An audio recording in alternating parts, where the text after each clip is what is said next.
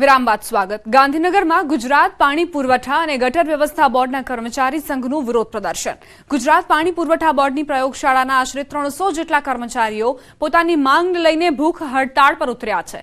કર્મચારીઓ કુલ 15 જેટલી માંગ માટે આશરે 6 માસથી લડત આપતા સુરતની ડિટોક્સ કોર્પોરેશન પ્રાઇવેટ લિમિટેડ એજન્સીનો વિરોધ કરી રહ્યા છે।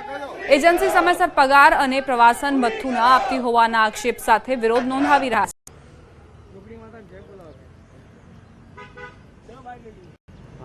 ગુજરાત સરકાર નીચેના જે અધિકારીઓ છે એ લોકો નિંદરમાં છે કે શું કાંઈ ખબર નથી પડતી અમને લોકોને કે આટલું અમે કામગીરી કરીએ છીએ જલજીવન મિશનની, તો એ લોકો ફોટા પડાવવા માટે જલજીવનના સર્ટિફિકેટ લેવા માટે રેડી હોય છે, પણ આજ માણસોને પગાર આપવા માટે અને જે અમને પ્રવાસિક ભથ્થું મળવું જોઈએ 6 મહિનાથી આ જે માણસો આવ્યા છે કોઈ લોકોને પ્રવાસિક ભથ્થું નથી મળ્યું। બનાસકાંઠાના ડીસામાં રખડતા પશુઓનો ત્રાસ યથાવત જોવા મળ્યો છે। ડીસાના લાઠી બજાર વિસ્તારમાં આખલો વચ્ચે આવતા અકસ્માત સર્જાયો, જેમાં એક્ટિવા પર સવાર વૃદ્ધ દંપતીને ગંભીર ઈજા પહોંચી। મહિલાને કમરના ભાગે ગંભીર ઈજાઓ પહોંચતા ખાનગી હોસ્પિટલમાં સારવાર માટે ખસેડાયા। આ પહેલા પણ રખડતા પશુઓના કારણે અનેક લોકોએ જીવ ગુમાવવાનો વારો આવ્યો છે। બીજી તરફ વારંવાર રખડતા પશુઓના કારણે અકસ્માત સર્જાતા ડીસાવાસીઓમાં તંત્ર સામે રોષ જોવા મળી રહ્યો છે।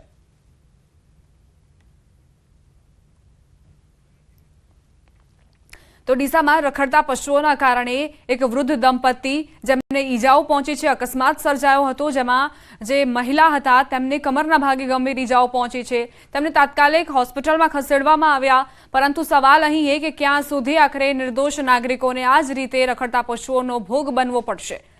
ડીસામાં વધુ એક ઘટના સામે આવી। આ પહેલા પણ અનેક ઘટનાઓ સામે આવી ચૂકી છે, જેમાં પશુઓના કારણે નાગરિકોને ઈજાઓ પહોંચતી હોય। ઘણી વખત તો જે વૃદ્ધ નાગરિકો હોય છે તે મોતને પણ ભેટી ચૂક્યા છે, પરંતુ પ્રશાસનના પેટનું પાણી પણ નથી હલતું।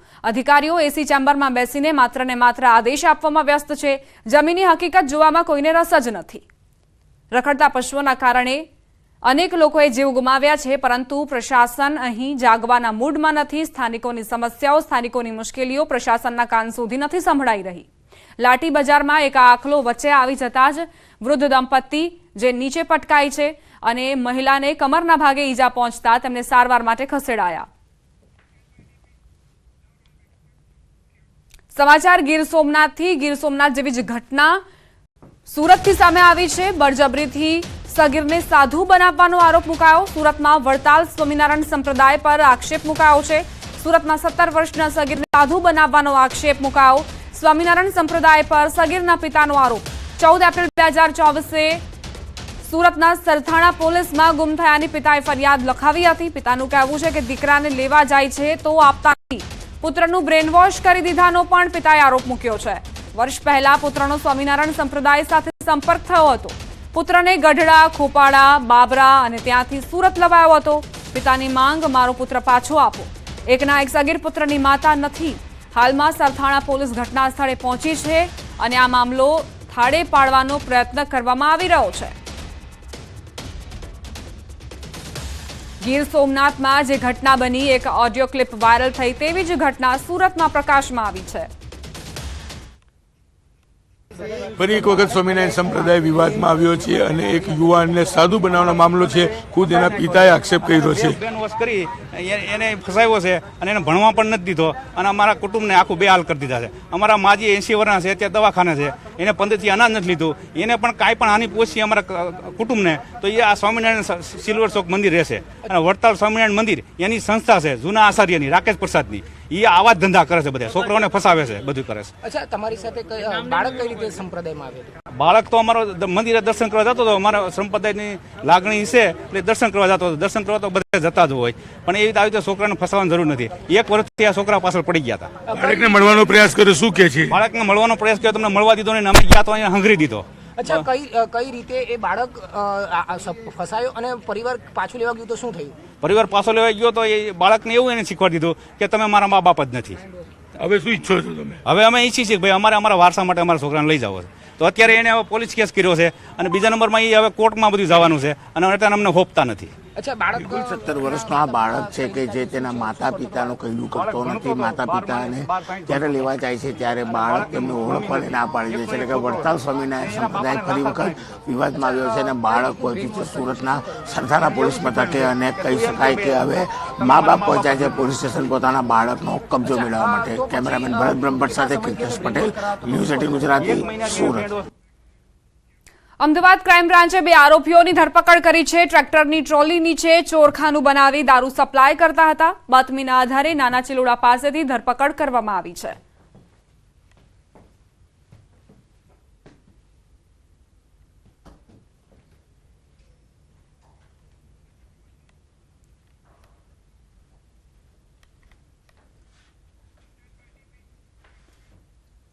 જૂનાગઢના રાજકારણમાં નવા જૂનીના એંધાણ વર્તાઈ રહ્યા છે. જવાહર ચાવડાની હાજરીમાં માણાવદરમાં બેઠક યોજાઈ. ગઈકાલ સાંજે નૂતન મિલ ખાતે આ બેઠક યોજાઈ હતી. અરવિંદ લાડાણીએ ચાવડા સામે ફરિયાદ કરી હતી. ચાવડાએ પક્ષ વિરોધી પ્રવૃત્તિ કર્યાનો આરોપ લગાવ્યો હતો. બેઠકમાં હાજર સમર્થકોનો શુભેચ્છા મુલાકાતનો દાવો. જૂનાગઢમાં એક બેઠકનું આયોજન કરવામાં આવ્યું હતું અને હવે એવો દાવો કરવામાં આવી રહ્યો છે કે આ એક શુભેચ્છા મુલાકાત હતી. પરંતુ સૂત્રો જાણકારી આપી રહ્યા છે કે જવાહર ચાવડાની વિરુદ્ધમાં અરવિંદ લાડાણીએ જે આરોપો મૂક્યા હતા તેને લઈને પણ ચર્ચા થઈ અને જવાહર ચાવડા પોતે પણ આ બેઠકમાં હાજર રહ્યા હતા. નૂતન મિલ ખાતે આ બેઠકનું આયોજન કરાયું હતું. અરવિંદ લાડાણીએ ચાવડા સામે ફરિયાદ કરી હતી અને પક્ષ વિરોધી પ્રવૃત્તિઓની ફરિયાદ કરી હતી. અરવલ્લીમાં બાયડના લીમ પાસે વિદેશી દારૂ ઝડપાવવાના મામલે નવો વળાંક આવ્યો છે. દારૂની હેરાફેરીના આરોપી 2 પોલીસકર્મીમાંથી એક પોલીસકર્મીએ અરજી કરી. મહેશ ગઢવી નામના ફરાર પોલીસકર્મીએ આઈજીને ટપાલમાં અરજી કરી પોતે નિર્દોષ હોવાનો દાવો કર્યો. 11 મેના દિવસે પોતે ભાવનગરમાં હાજર હોવાનો દાવો કરી સીસીટીવી ફૂટેજ, રેસ્ટોરન્ટ બિલ સહિતના પુરાવા રજૂ કર્યા. મહત્વનું છે કે સમગ્ર મામલે 5 આરોપીઓ સામે ગુનો નોંધાયો છે. એક પોલીસકર્મી સહિત 2 લોકોની ધરપકડ થઈ છે.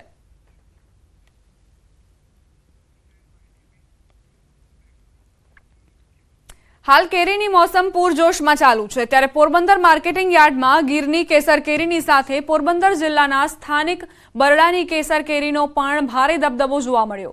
બરડાની કેસર કેરીનો ભાવ ગીરની કેસર કેરી કરતાં 400 થી 500 રૂપિયા વધુ બોલાઈ રહ્યો છે અને ગીરની કેસર કેરીને પૂરતો ભાવ નથી મળી રહ્યો.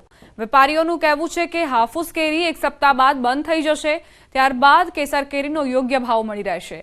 ગીરની કેસર કેરી કરતાં બરડાની કેસર કેરીને ઊંચો ભાવ છે, છતાં બરડા ડુંગરની જ કેરી ખરીદવાનો સ્થાનિકો આગ્રહ રાખે છે. બરડા ડુંગરની કેસરમાં દર વર્ષે દર સિઝનમાં બોક્સે 200 થી 300 રૂપિયાનો ફરક આવે છે. એનું રીઝન એ છે કે બરડા ડુંગરની કેસર ખાવામાં ટેસ્ટફુલ અને ક્વોલિટીમાં બેસ્ટ હોય છે. એ ઉપર આખી પીળી બને છે, ઉપર લાલ મોઢું બને છે, એટલા માટેની ડિમાન્ડ હંમેશા માટે રહે છે. આઉટ ઓફ કન્ટ્રી બી આપણી ભારતની બારોબાર બી એની એક્સપોર્ટ થાય છે કેસર. એ કેરી ખાવામાં સુવાદમાં સારી આવે અને એ કેરી ખાવ એટલે તમને પ્રખ્યાત કેરી કટિંગ કેસરી નીકળે. એનો ટેસ્ટ સારો આવે, એની વસ્તુ સુગંધ સારી આવે, પડી પડી પાકી જાય, એક નંગ ખરાબ ના થાય અને ક્વોલિટી સારી આવે. ઓલી બધી કેરી કરતાં 100-200 રૂપિયા મોંઘી હોય પણ છેલ્લે સસ્તી પડે એ કેરી. જંબુસરમાં કાવી પોલીસ સ્ટેશનના મહિલા પીએસઆઈ વૈશાલી આહિરની સરાહનીય કામગીરી સામે આવી છે. વાતાવરણમાં પલટો આવતા ભારે પવનના કારણે વૃક્ષો ધરાશાયી થયા હતા, જેના કારણે કાવી વિસ્તારના ગામડાઓમાં રસ્તાઓ પર અવરજવર કરતા વાહન વ્યવહારને મુશ્કેલી થઈ હતી. જ્યારે મહિલા પીએસઆઈ વૈશાલી આહિરે રોડ પરથી વૃક્ષ હટાવીને વાહન વ્યવહાર શરૂ કરાવ્યો.